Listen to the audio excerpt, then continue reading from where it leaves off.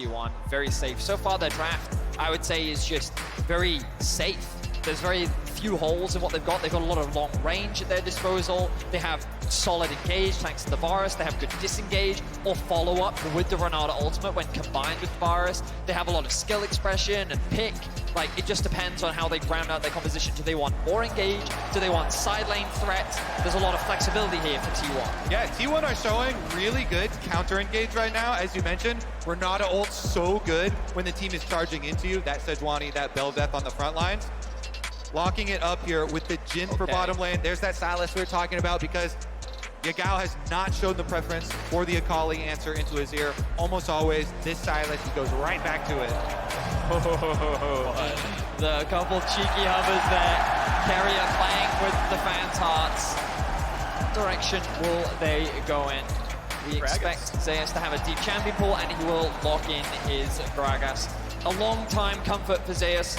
He's been playing it ever since he first joined the LCK, even in some of his debut appearances. And into a tank matchup, it's something that he can feel very confident and safe in. Again, offers more disengage when complemented well with both the Renata and the Azir, along with adding to the pick options that they have, thanks to the flexibility of the Gragas ult. Yep, completely agree. And I love it specifically into Kanavi Bel'Veth. When you're playing against JDG, you're always looking to answer Kanavi. He's the focus, and multiple forms of interrupt are so powerful versus champion. You need to have something to interrupt the E from this champion. If you can get rid of that damage reduction, it does not operate anymore in team fights. And Gragas bringing multiple interrupts, I think is a really good answer. Even though you're used to seeing Zeus, we want him on this big carry pick. What's he gonna do this time around into the tank top lane? Love this pick because multiple forms of CC. Now time ticks down.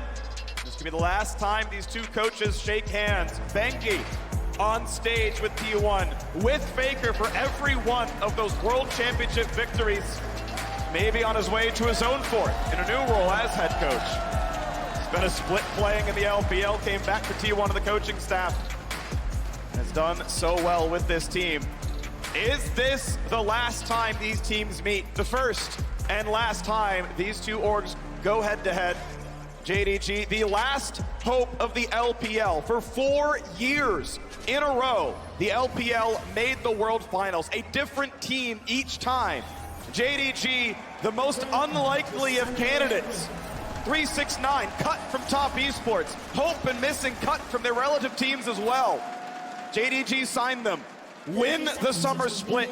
And now the last hope of their country. Need to win 2 in a row. Let's see if they can usurp T1. Right now leading the series. They're looking to get early information on the bot side of the map, making sure that the bot lane 2 versus 2 has a little bit more control. We've been seeing Guma and Carrier be hyper-aggressive in the bot lane 2 versus 2, sometimes to a fault, where they have been killed in the 2 versus 2 by Hope and Missing.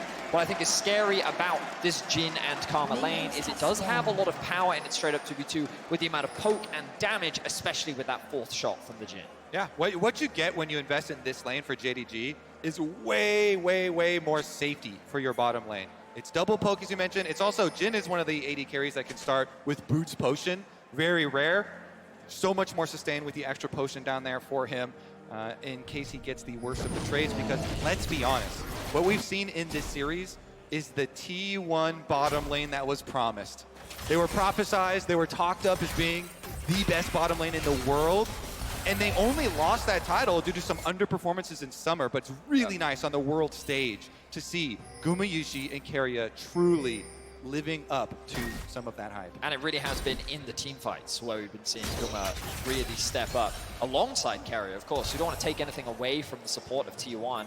The fact that he went deathless for so long in both Game 1 and Game 2, his Nami was phenomenal. Now we'll finally get to see him on something a little bit different alongside Guma.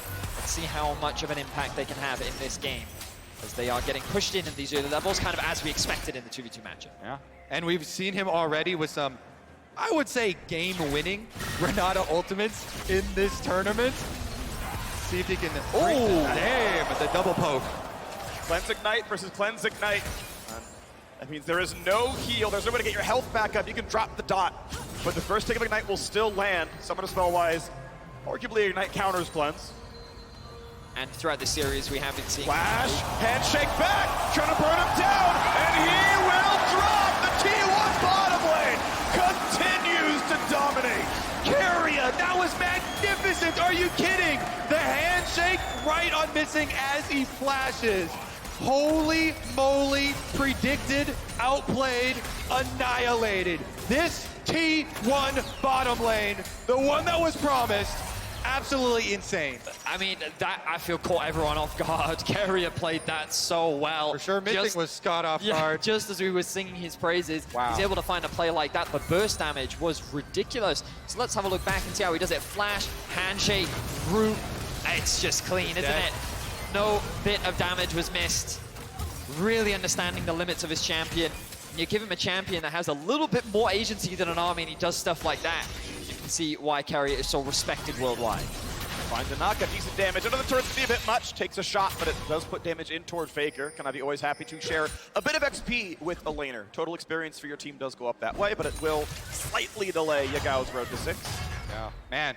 Carrier flashing in for the point blank handshake, just knowing there's not going to be a response and a return visit now. Owner is down here. Carrier moves in again. Hope has cleanse, Hope has flash. Carrier gonna hold on to it. There we go, gets away from both skill shots at once. Not gonna find the poke back either. The awkward thing for JDG's bot lane now is their wave is in a terrible state and their jungler is nowhere near to offer support. T1 know that Kanavi is top as well, and the fact that JDG's bot lane can't get control of the river, Missing has to contest this bush to make sure that the jungler has gone back to base. Now they can actually walk up and contest the wave. That could have been a lot worse for the bot lane of JDG. Playing towards the top side has not worked thus far for JDG. Let's see if it does this time around as Owner comes over to cover Zeus on this big cannon wave that's coming into him. It's a big farm lead for 369, but you're right, only in the Jax game did the top priority turn into a win. And Sejuani, not exactly a carry, though really good damage out of Yagao. 100 health left on the Faker, able to eat back in. Owner now spotted on the Viego. Is Yagao going to be really in danger? Gets away from the stun, but it does mean he's got to drop away from this wave for a bit. And he's going to chase him off. Yagao had already teleported back, so Faker actually, even though his wave is pushing, he can teleport right back to this lane. That's why Owner's not hard shoving instantly. Looks like he is going to walk it in there anyways, but Yagao already using his teleport means the extra damage there from Owner is going to stick, and it should allow Faker to continue trying to abuse the ranged matchup here, pushing in on Yagao, poking him under tower as he tries to pick up him. We didn't talk about it, but this is actually Faker's first Azir game at Worlds. Of course, the man is very familiar with Azir. If JDG can find a pick on a nice sidestep from Faker. Oh, guesses that Faker will juke left, but Faker holds the course. Gets away from the stun. Yagao chunked down to 300. He is sidestepping everything. How can you pin down a T1 member when they don't even flash? They have the confidence to juke every skill shot you throw at them. Beautiful play there from Faker. He's used to the pressure from Kanavi at this point, and with the push that they have in bot lane and the fact that Kanavi coming mid just allows Yagao to go back to base means that there's a very easy opportunity to secure this first dragon. Very well played from T1 in the early game, starting to build a small gold lead. I mean, honestly, I would be demoralized going for ganks on this guy and having him just completely juke it out. He holds onto his flash both times. When Silas has him so low under tower, Faker confidence, doesn't burn his flash. He walks it out, walks away with 75 HP, continuing to hold on to these cooldowns, and now he's level 6 too, so even has the ultimate to disengage. Let's refocus though. Kanavi on his Bel'Veth pick. Going to go for the invade on red buff here, take it away from Owner as his recall goes off from the bottom lane. So Kanavi will continue with this little lead that he has gotten. Very minute, but is there. I do want to point out that Faker has rushed himself Oblivion Orb in the lane. Keep in mind that what he's against is the Dorn Shield and Second Wind. One thing that, for those who've been... Hold on, we got to play the bottom side. The flash away from the handshake. Carrier does not have flash. They're going to guarantee the kill. And Hope is going to claim one. You can see the game now back within a 200 gold spread. That's a 3-6-9 gank. He's saying, you know what, last game, I got a lead, I wasn't able to impact the rest of the map. This time he's saying, I'm level 6, I'm ganking bot, boys. They moved the Silas up to top lane so that he can now rotate over to mid. Kanavi is now here as well. I don't expect him to get the kill onto Faker, but great map movement there from JDG. That caught Tion's bot lane completely off guard. Exactly, Vedius. It's the rotation of mid lane up to top to get the pressure there, top lane down to go for the gank, and then jungle comes in so they don't lose out on any minion waves while still allowing 3-6-9 to try and 1v9 again. He's like, there's a fire on bottom side. I want to go clean it up. good ward there, really good control ward. Owner was suspicious of JDG hovering in that topside river, but they will spot it out and no fight will ensue. Pretty important thing that pro junglers do on the Viego is the view range of their sweeper is larger than the view range of someone else seeing you while camouflaged. Yeah, we had the vision difference anyway, and it's like, yep, can't see me. All right, someone's there. Cool. Ward, walk out. No danger here. We've now got the Herald play available. It's 8 minutes in. Both teams trying to fight for it. The patience runs out. No one's killing it yet. So the objective is slow to secure, which gives time for JDG to push out top and mid wave. Meanwhile, T1 are buying time for Gumat to join the rest of the squad. He will now arrive with his ultimate available. Looking at the supports as well. Curious as to how close they are to level 6, because that really could be the difference maker in the fight, as we see both teams once again contesting over this mid wave. 5 flashes up for T1. Missing both from the bottom lane. And of course, this guy didn't bring one his side, but he's got his ulti up. Cleanse ability for Gumat means there's only so many good targets. His Herald's being attacked. T1, will they find their way in? Barrel spots a ward, and they're gonna knock that down with a trinket themselves. Stolen Cask is only a disengage. Ultimately, JDG do not find their way out of the Herald yet. Yeah, they're gonna restart it, try and pull them back in. Owner still lurking around with the camouflage on. So the awkward thing for JDG right now is there is a big wave stacking up in the bot lane that is just bleeding away minions. The engage. Gonna find the root. The ulti from Varus doesn't get too much more. The re-engage looks pretty good. Yagao flashes in for a bit of damage. Ulti stun's gonna land. Can they kill Owner? He dives in, and the Berserk comes across. Kanavi is low, gets the ult, and he goes 1 for 1. Looking for a bit more now. Yagao is in the front line. Already the Sejuani is dead. Faker flashes, Ignite kills him, and Hope is safe in the wings, but the CC is too good. Yagao will die. Delivers himself the death. 4th shot, not quite the kill. Karma can't get it either. Sidestepping the last shot just barely. Gumayushi still safe. Gumayushi still firing. Slowed down, but without mana cannot secure a kill. Wow, what a crazy fight. Every single member walking away on such low health bars, but Guma continues to be clean, sidestepping everything, but T1 walk away the victors of the fight as JDG secure themselves the Herald. I love it because even though the kills were close, we burn away all the flashes. Look at this. Flash initiation for Guma, but Hope has cleansed. So he just cleanses and walks out. Then they go for the turnaround off of the knockup onto Guma. They're trying to get back to this flashless carry, but they get the Sejuani ultimate here onto Owner. He ults back in towards this Rift Herald as 369 picks it up and walks out. Bailout allows them to continue the fight, but he's so tanky and trying to move it through. Faker in the back line. Flashes away, still has the Ignite on him though, so burns down anyway. It's just the other side of the fight was fluffed so much, and Yagao gives this one over. Guma now, no mana after this arrow, but he's got auto attacks to push them off, and the flash from Hope also being burned like a matador, dodging that Gragas. Zeus lived because his passive popped on body slam. He was dead the 4th shot. Somehow Hope was like, this might not kill. I gotta flash the body slam that could have landed on me. Somehow was right about that one. He lived with a sliver of health. The thing that got me about that fight was in the replay seeing Faker just glide into the backline and he just looked at the AD carry and both ultimates were just in this really awkward position. But at the end of the day, T1 walk away as the victors of the fight. And again, huge credit to Gumayushi, been involved in every single kill alongside his support. That's another dragon secured for T1. Similar to last game, we find themselves with control over these early objectives. But how can JDG now use this early Herald to gain an advantage over T1? Well, right now it's 3 plates left on the top side. 369 was given the gold in the previous game on Renekton. Now on Sejuani, still again not a carry champion. Love to see him get it somewhere else, but I guess it'll be shared by Kanavi. 369 actually going to take his share of the gold.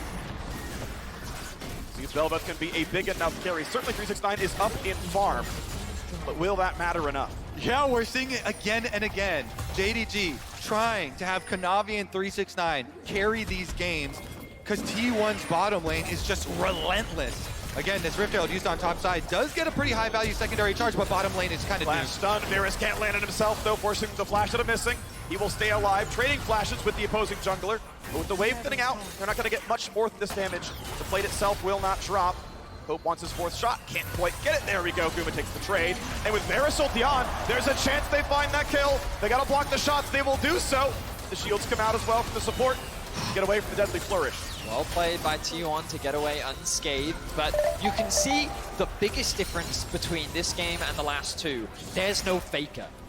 Faker on the rise, roaming to bot lane to create this 4-man stack dive, made it so much harder for Hope and Missing to weather the storm. But in a 3 versus 2, with the Karma, with the additional shields and mobility that they have, it's that much safer compared to what we saw before, which means that they hold on to their tower, and JDG have now accrued an ever so slight gold advantage while not having the AD carry be put behind in the same way. Yeah, this is a much different style of comp from T1 this time around. Tank on the top side for Zeus, scaling teamfight carry mage for Faker this time around. A lot less roaming, less of those chaotic, scrappy plays, building up for a little bit more of the front to back. But we've already seen crazy things like Guma flashing forward to go for the Varus initiations as well. And it's only a 200 gold lead between the two AD carries. You have to feel bad for Missing, trying his best to get level 6, now does have it, but has been losing out a lot on XP. His owner now getting bullied out by 369. I don't expect much more to come off the back of this. We kind of turn our attention to objectives as an ultimate comes out. Catches them both, has to cleanse, still 4 shots his teammate, has to get away from Varus ulti, and Missing will die. Round 2 isn't good enough, he's running into the tower. Guma gets the shot, and T1 get a double kill. This T1 bottom lane don't miss. Hiding the ultimate over the wall, Carrier zones them off, and then they still walk right back into it, T1. Obliterating this bottom lane. It's just too clean from the T1 bot lane. Absolute destruction in the isolated 2v2. They will secure another tower, and all of a sudden, 369 in the mid lane. Gonna find the stun, a whole lot of damage, a shuffle, buys a second, the shield survives a bit longer, but 369 still drops, and Viego is ready to claim a couple of corpses. It's not gonna come through for Yagao. Ignite will not kill Zeus, and T1 are winning everywhere. Faker is just so good. The fact that he could get that ultimate out at the last second to set up for Ona and Zeus to turn it around. T1 find 3 kills, and they will hold on to the gold lead. Faker always looking for the turnaround play. He does not panic and try and ult them away from him. With his dying breath, ults them into the tower, tells the rest of the members of T1, you've got this, you can pick up the kills. I will die for this. Here it is. Carrier around with the control ward you see up in the river, able to get the ultimate off right over the wall here. And then Hope walking right there, does have to cleanse it as well, and they go for Missing first. Full confidence with the fully stacked lethal tempo and the passive from Varus. Insane attack speed from him, blows him up. And the tower management was so good as well. Look, so much thrown onto Faker, the chain CC, but he gets that ultimate off just underneath the tower, and he buys a little bit of time, but we're back into the action. You try the 5-on-5 now for the Rift Herald. You got a full item and a half here on the Gumayushi. Gonna feel comfortable on this Varus, the team fight it out. Gale Force squeezing to the side. Patience about to run out. They can get the last shot and try for it. 1200 HP. The smite comes through clean on the JDG side. It is engaged for T1, but will it be enough? Yagao lower and lower and lower. The snipe from Gumayushi claims the kill. And he's gonna get more thanks to Owner. He plays the mid laner better than Yagao does. Holds in for a bit more, forcing out the flash. But Faker does not care. Only one man is left alive. T1 do it again, and Faker's not done. No second wasted. Teleports to the bottom lane to immediately take 4 from JDG. Unbelievable team fight from T1.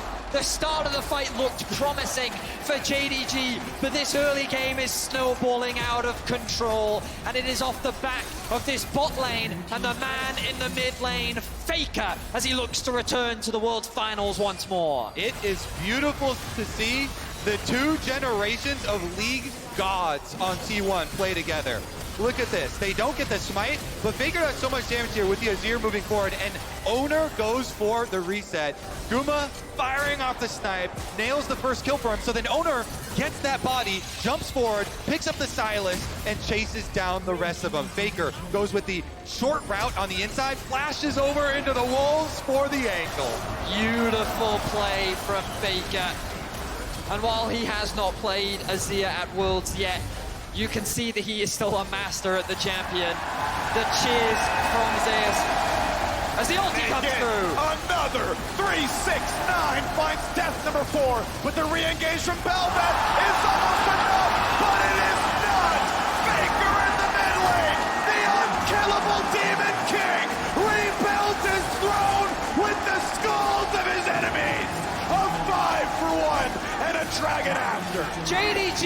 completely aced 18 minutes into the game.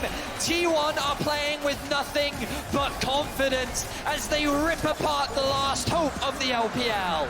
Faker's never been eliminated by an LPL team, and he sure as hell is not going to start today.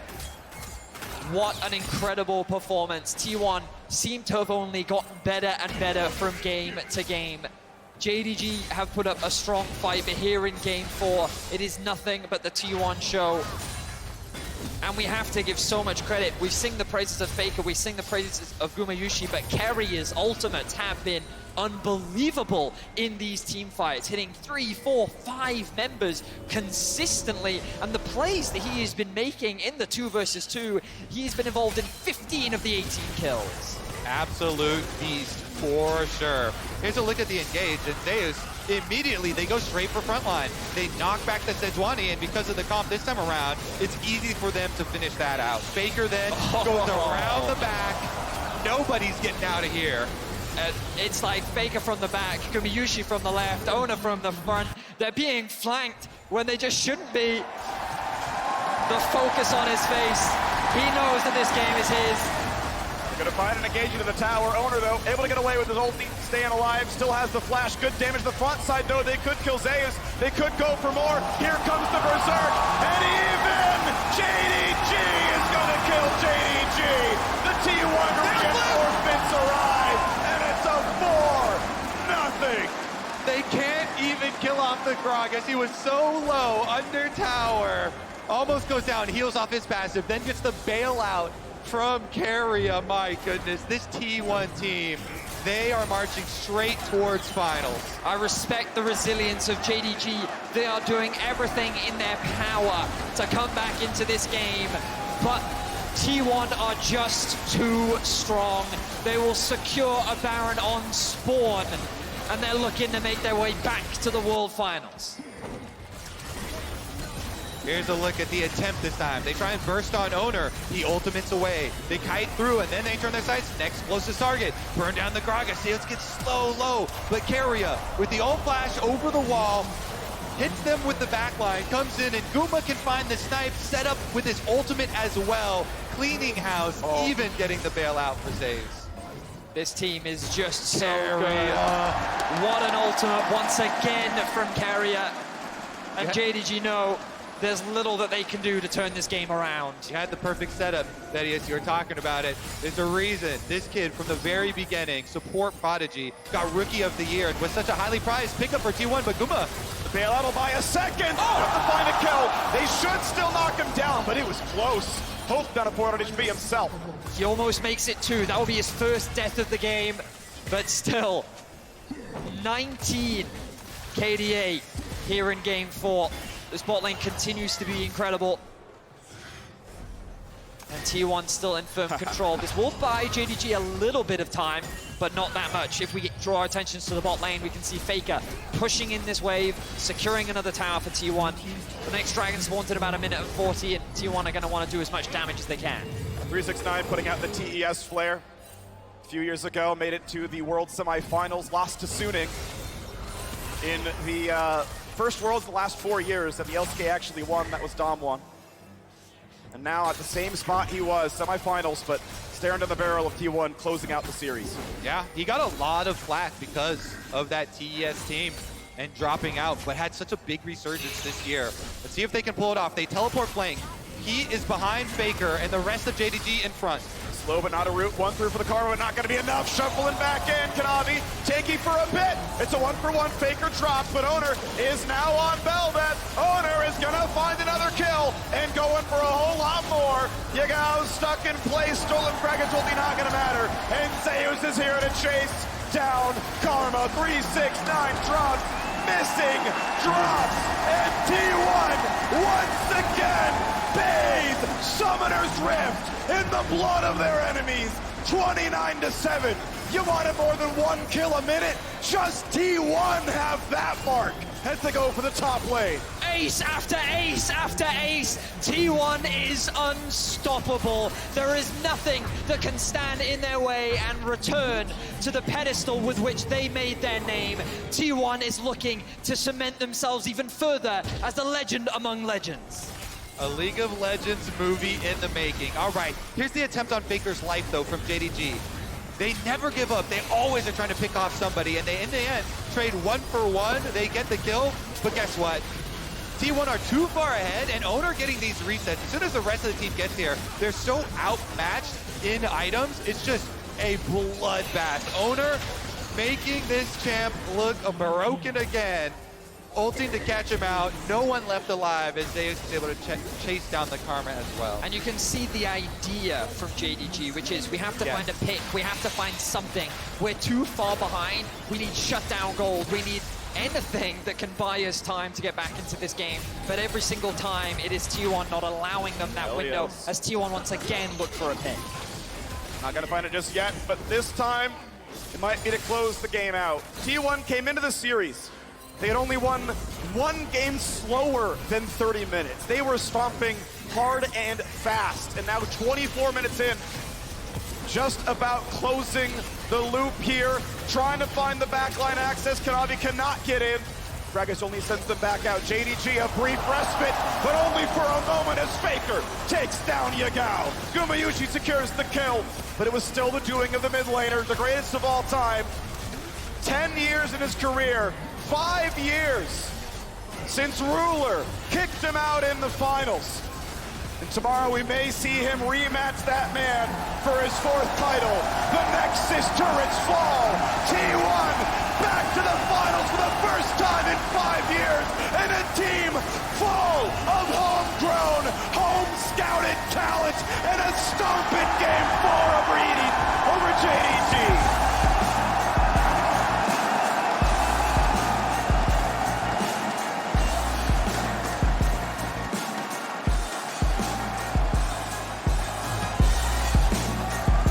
What an arc for this T1 team as well. Gaining power in their ascent towards the finals. Every member performing, every member stepping up. The expectations coming into this series was that it would be the battle of top lane gods, 369 versus Zeus. But it really all became about the bot lane 2 versus 2. Gumayushi in these fights, and Carrier alongside him continue to dominate.